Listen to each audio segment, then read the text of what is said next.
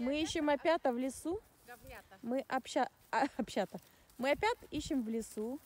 А эти опята вышли из леса, шли и превратились в говнята.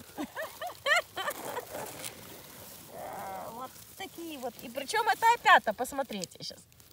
Покажу. Видите? Юбочка есть. Вот. Ага. Это вот прям семейство опят на говняшечках растет. Называется говнята.